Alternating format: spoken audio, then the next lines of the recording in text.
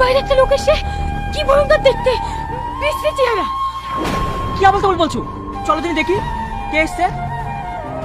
না না, আমি যাবো না, তোমরা যাও।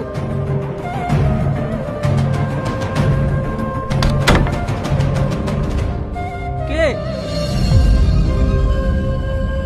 টনি, টনি, এই কি অবস্থা তোর? তুই বেঁচে আছিস? এতদিন তুই কোথায় ছিলিস? কথায় আছে না, রাখে আল্লাহ মারে কে। সে অনেক ঘটনা ভাই, তোকে সব পরে বলবো। তোরা সব ভালো আছিস তো? হ্যাঁ বাপ, আমরা সবাই ভালো আছি। তুমি যে ফিরে এসছো এতে আমরা সবাই খুশি। জানিস টনি, আমি একটু বড় ভুল কাজ করতে যাচ্ছিলাম। এবার তুই চলে এসেছিস, সব ঠিক হয়ে যাবে। কি ভুল কাজ করতে যাচ্ছিলি? আমার সঙ্গে সালমার বিয়ে ঠিক হয়ে গেছে, আর 4 দিন পরে আমাদের বিয়ে। এবার তুই চলে এসেছিস, ওই দিনে তোদের দুজনের বিয়ে দিয়ে দেবো। না না, আমি বিশ্রী চেহারা নিয়ে ওকে বিয়ে করতে পারবো না। তুই ওকে বিয়ে করিস, ওর সুখেই আমার সুখ। কি বলছো বাপ? সালমা তো তোমাকে ভালোবাসে। আপনি তো দেখলেন, আমার এই বিশ্রী চেহারা দেখে সালমা ভয়ে পালিয়ে গেল। তাই বলছি, আমার এই বন্ধুর সাথে আপনার মেয়ের বিয়েটা দিয়ে দেন।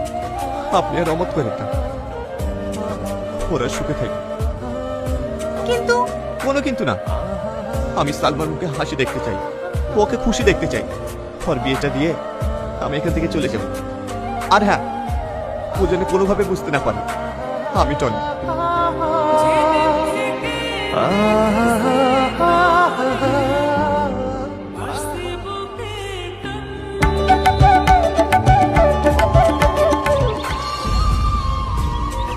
মা, তুমি এই লোকটাকে কেন বাড়িতে আশ্রয় দিয়েছো? কে হয়? এর বিচ্ছিরি চেহারা দেখে আমার এদের খুব পছন্দ হচ্ছে না।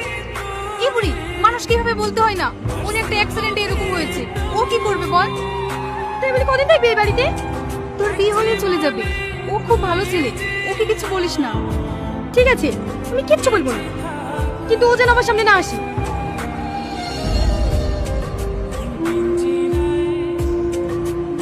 বাপ, ওর কথায় কিছু মনে করো না, ওর হয়ে আমি ক্ষমা চাইছি। আরে আর আপনি ক্ষমা চাইছেন কেন? ওর কথা আমি কিচ্ছু মনে করিনি।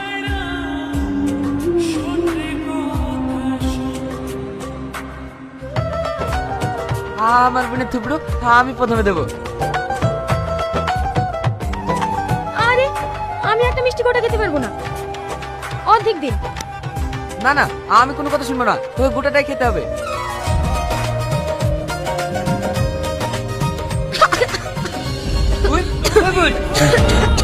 মুস্তাফা, মুস্তাফা, মুস্তাফা, পানি, পানি।